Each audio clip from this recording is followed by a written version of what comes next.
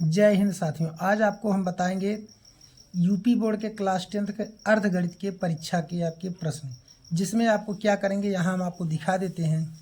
आपको बताएंगे ऑब्जेक्टिव प्रश्न कि आपकी तैयारी कितना है, इसमें आप देख सकते हैं। स्वयं यहाँ से आपके हैं प्रश्न नंबर 19 तक है और प्रश्न आपका 20।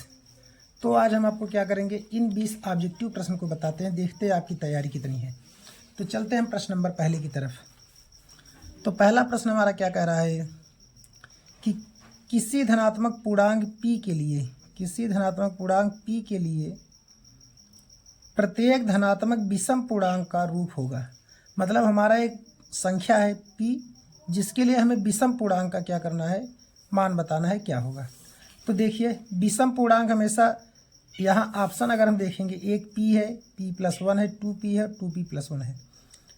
अब अगर हम p का मान 1 रखेंगे तो 1 में 1 जोड़ देंगे 2 हो जाएगा। p का मान 2 रखेंगे, p का मान 3 रखेंगे, 4 रखेंगे, मतलब सम और विषम बनेगा। अगर हम p का मान विषम लेंगे 1 में 1 जोड़ेंगे 2, तो हमें चाहिए विषम। और हम अगर p का मान 1 रखेंगे यहाँ पर, तब भी 1 दुख के 2 रखेंगे, 2 दूना 4, सम आएगा। तो हमारा ऑप्शन कौन सा बन जाएगा यहाँ पर, डायरेक्ट कौन सा हो जाएगा, डी नंबर हो जाएगा। अब चलते हैं प्रश्न नंबर दूसरे की तरफ। संख्या 144 के अभाज्य गुणनखंड में अभाज्य गुणनखंडों की घातों का योग होगा।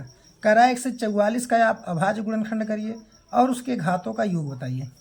तो 144 का अगर आप प्यारे मेरे बच्चों अगर आप गुणनखंड करेंगे तो देखेंगे 144 का जो गुणनखंड बनेगा वह आपका हो जाएगा 2 गुणे 2 गुणे 2 गुणे 2 और 3 गुणे 3।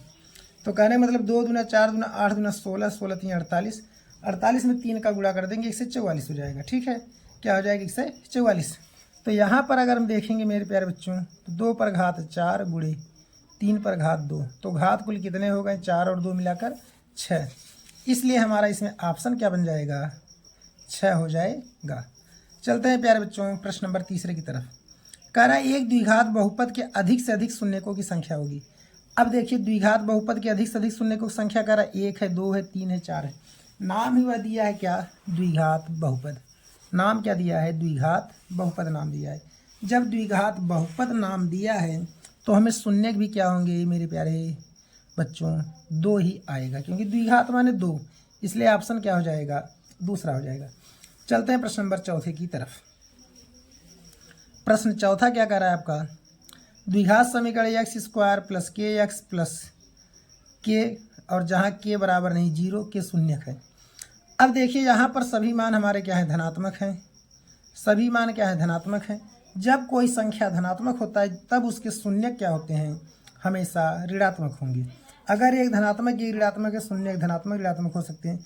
अगर पूरी समीकरण ही धनात्मक है तो शून्यक हमारे क्या हो जाएंगे, धनात्मक ऋणात्मक आएंगे। इसलिए दोनों धनात्मक नहीं हो सकते, दोनों ऋणात्मक नहीं हो सकते, सदैव असमान होंगे, सदैव बराबर होंगे। तो यहाँ हो जाएगा दोनों धनात्मक नहीं हो सकते हैं, ऑप्शन नंबर चौथा। कह रहा है किसी तल में दी गई 2 संख्याओं के लिए निम्न में से कौन सा संभव नहीं है। मतलब कि अगर आपका एक तल दिया गया है तो कौन सी संख्याएं संभव है। कह रहा है दोनों रेखाएं पर, मतलब दोनों रेखाओं के बिंदु पर प्रतिच्छेद करेंगी।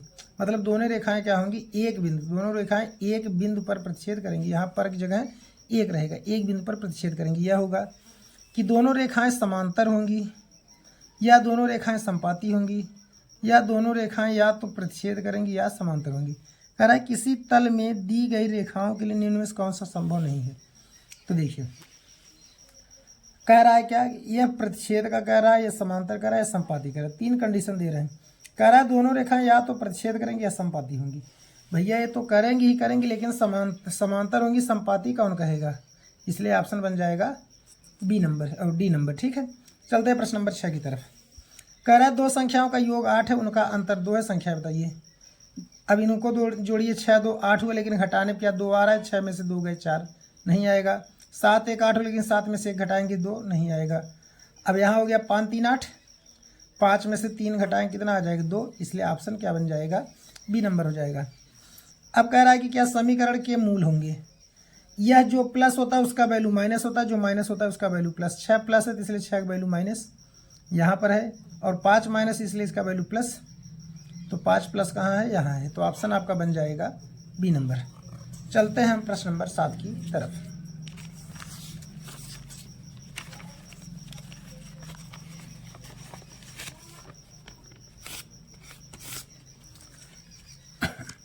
अगर हम प्रश्न 7 को देखते हैं प्यारे बच्चों, तो प्रश्न 7 हमें क्या मिलेगा, द्विघात समीकरण का विविक्तीकर है।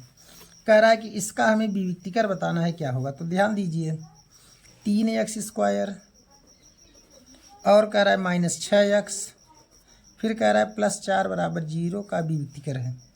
तो हम इन दोनों का पहले हम तुलना किससे करेंगे, b² - 4ac।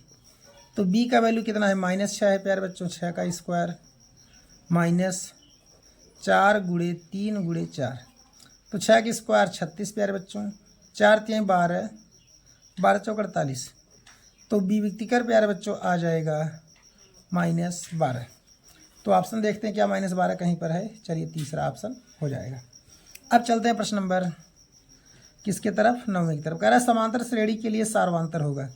तो हम जानते हैं सार्वंतर क्या होता है, दूसरा पद माइनस पहला पद, इसलिए सार्वंतर क्या हो जाएगा, 1 - 3 बराबर आ जाएगा -2। तो ऑप्शन क्या हो जाएगा इसमें, सी हो जाएगा। 10वां कह रहा है समांतर श्रेणी 3 8 13 18 का कौन सा पद 78 है। अब देखिए कौन सा पद 78 है, तो सूत्र होता है L = A + n - 1 × d। L का मान प्यारे बच्चों 78, A का मान बन जाएगा 3 और प्लस n का मान ज्ञात करना है n - 1 और प्लस d का मान हो जाएगा 8 में से 3 गए 5। चलिए तो हम 78 को इधर ले चलेंगे तो कितना आ जाएगा, 75 बराबर n - 1 × 5।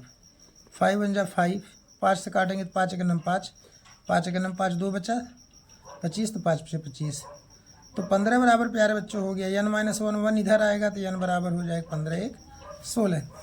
तो ऑप्शन देखते हैं इसमें आपका क्या हो जाएगा, 16 हो जाएगा। कह रहा है दो आकृतियाँ जिनके आकार समान हैं। कह रहा है दो आकृतियाँ जिनके आकार क्या हैं, समान हैं, परंतु आवश्यक रूप से आमाप समान नहीं हों तो कहलाती हैं। आकार समान है, ठीक है, मतलब अगर वह गोला है तो वह भी गोला होगा, वह त्रिभुज है तो वह भी क्या होगा, त्रिभुज होगा। लेकिन कह रहा है कि उनके आमाप माने भुजाएं नहीं समान है, बड़ी छोटी हैं, तो वह क्या कहलाएगा, सर्वांगसम। सर्वांगसम में सभी बराबर होते हैं, इसलिए नहीं होगा। समान आकृतियाँ कह सकते हैं, समरूप आकृतियाँ या सममित आकृतियाँ। समान नहीं कह के यहाँ हम क्या कहेंगे, तब उसको समरूप आकृतियाँ कहेंगे। त्रिभुज ABC और DEF दो समरूप त्रिभुज हैं। कोण ए आपका 57 है, कोण ई आपका 75 है, कोण सी का मान बताइए। तो देखिए प्यारे बच्चों, पहले हम दो त्रिभुज बना देते हैं, ए हो गया, बी हो गया, सी हो गया, डी हो गया, ई हो गया, एफ हो गया। अब ध्यान से समझिए, कह रहा है त्रिभुज ABC और DEF, मतलब ए है बी के समरूप, सॉरी ए है डी के, बी है ई के, सी है एफ के। तो कहने मतलब ए का मान 75 दिया, 57 दिया है, तो डी का मान भी 57 होगा।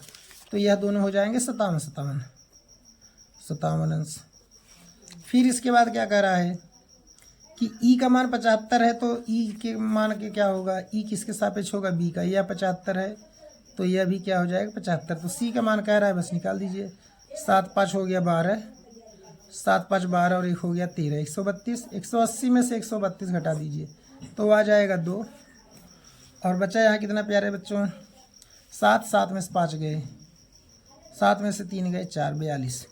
तो क्या 42 अंश यहाँ पर ऑप्शन में है, और सॉरी देख लेते हैं, कहीं मिस्टेक हो गया बाई मिस्टेक। तो कितना जोड़े थे पहले हम इन दोनों को, चलिए 7 5 12, हासिल लग गया कितना प्यारे बच्चों 1, और इसके बाद क्या हो गया 7 5 12 1 13। तो क्या हो जाएगा, चलिए तो 10 10 में से 2 गए 8, 48 आए, कितना आएगा 48, गलत घटा दिए थे। तो 48 ऑप्शन है प्यारे बच्चों, हाँ तो ऑप्शन हो जाएगा। कह रहा है इतने की मूल बिंदु से दूरी, तो मूल बिंदु माने 0 0, इसका दूरी कह रहा है P से दूरी, तो 6 की स्क्वायर कर दीजिए, 8 की स्क्वायर, 6 की स्क्वायर 36, 8 की स्क्वायर 16 64, तो 36 64 100, 100 का वर्गमूल कितना हो जाएगा 10, ऑप्शन हो जाएगा 10। कह रहा है इतने की मिलाने वाली रेखा के मध्य बिंदु के निर्देशांक बताइए। तो बिंदु दिया है आपका -2 और -2, तो -2 जोड़ देंगे -4, -4/2 बराबर -2, और इसके बाद 6 और 10 मिलकर 16, 16 का आधा हो जाएगा 8। तो -2 का 8 ऑप्शन कहाँ पर है प्यारे बच्चों, यहाँ है। अगला कह रहा है बिंदु इतना कि y अक्ष से दूरी, किससे कह रहा है, y अक्ष से कितना दूर है, y अक्ष से कौन है, x है दूर, तो x का मान क्या बन जाएगा -3। फिर कह रहा है 3 काट a बराबर 4, तो sec a का मान बताइए। अब देखिए 3 काट a बराबर 4 है, तो sec a का मान, तो यहाँ आप एक त्रिभुज बना लीजिए। काट बराबर होता क्या है, आधार बटे लंब, तो यह 3 यह 4, पाइथागोरस प्रमेय हो जाएगी यह मान 5। तो हम जानते हैं किसका मान कह रहा है, सेक। सेक बराबर क्या होता है, कर्ण बटे आधार, तो इसलिए ऑप्शन हो जाएगा क्या 5/3। 5/3 कहीं पर है, सॉरी 3 है 4 है, तो ऑप्शन कह रहा है सेक। सेक बराबर होता है कर्ण बटे आधार, तो काट tan बराबर होता है आपका प्यारे बच्चों लंब बटे आधार, आधार बटे लंब। आधार, अच्छा वो गलत कर दिए थे, 4 यह होगा, 3 यह होगा और 5 ये रहेगा, तो सेक का मान क्या हो जाएगा 5/4। तो ऑप्शन प्यारे बच्चों हो जाएगा आपका 16। फिर कह रहा है क्या 17 में, यदि 2 cos 3 थीटा बराबर 1, तो थीटा का मान। अब देखिए 2 cos 3 थीटा बराबर 1, तो cos 3 थीटा हम लिख देंगे बराबर 1/2। अब cos की कितने अंश पे 1/2 होता है प्यारे बच्चों, cos 3 थीटा बराबर होगा cos 60 अंश, कट जाएगा 3 थीटा बराबर आ जाएगा 60 अंश, 3 एक कम 3, 20 तिहाई 60, तो इसलिए थीटा बराबर आ जाएगा प्यारे बच्चों 20 अंश। ठीक है, तो क्या 20 अंश ऑप्शन में है कहीं पर, जी प्यारे बच्चों। फिर कह रहा है tan 45 cos square 30 minus sine square 60 का मान बताइए। tan 45 का मान होता है प्यारे बच्चों 1, तो इसलिए हो जाएगा 2 गुणे 1 स्क्वायर, प्लस cos 30 का मान होता है कड़ी में 3/2, तो इसका भी स्क्वायर, माइनस साइन 60 का मान होता है कड़ी में 3/2, इसका भी स्क्वायर। या स्क्वायर कट गया, 2 गुणे 1 स्क्वायर 1, तो ऑप्शन बन जाएगा क्या मेरे बच्चों 2, इसलिए इसका ऑप्शन क्या हो जाएगा 2। अब चलते हैं सवाल नंबर 19 की तरफ। कह रहा है जब एक बिंदु दृष्ट रेखा और क्षैतिज रेखा से बने कोण को प्रेषित करता है। कह रहा है एक बिंदु जो है दृष्ट रेखा और क्षैतिज रेखा से बने कोण को देखता है। मतलब दृष्ट रेखा माने कि जैसे आपका यह एक है, यह मान लीजिए दृष्ट रेखा, यह आपका क्षैतिज रेखा है। ठीक है, देखने वाली रेखा को दृष्ट रेखा कहेंगे, और यह क्षैतिज रेखा है, यह क्षैतिज है, और यह क्या है दृष्टि है। अब क्या कह रहा है ऑप्शन में आगे, जबकि प्रेषित बिंदु क्षैतिज रेखा से ऊपर होती है, मतलब यह ऊपर की तरफ देख रहा है, तो कहलाता है जब ऊपर देखेगा तो उन्नयन कोण बनेगा। नीचे देखता अगर ऐसे इस तरह से देखता तो नीचे बन जाता क्या अवनमन कोण, इसलिए ऑप्शन होना चाहिए इसका उन्नयन होना चाहिए मेरे प्यारे बच्चों। तो देखते हैं उन्नयन कोण, तो ऑप्शन यही हो जाएगा। कह रहा है एक मीनार की ऊंचाई कितनी है, 20 मीटर है, जमीन पर बनने वाले इसकी छाया की लंबाई इतना है, तो कह रहा है सूर्य का उन्नयन कोण बताइए। अब देखिए यह प्यारे बच्चों मीनार है, यह छाया है। मीनार की ऊंचाई कितनी है आपकी 20 मीटर है, 20 हो गया, और इसके छाया की लंबाई 20 करड़ी में 3 है, तो कह रहा है कितने अंश कोण बनाएगा, हम मान लेंगे थीटा, तो सूत्र बन जाएगा tan थीटा बराबर लंब बटे आधार, तो 20/20 करड़ी में 3, ये दोनों कट गए, तो tan थीटा बराबर करड़ी में 3, 1/3 माने tan 60, 30 अंश प्यारे बच्चों, तो tan 30 कट गया, थीटा बराबर कितना आ जाएगा 30 अंश। कहने का मतलब हुआ उस समय जो सूर्य द्वारा बना कोण होगा कितना होगा 30 अंश होगा।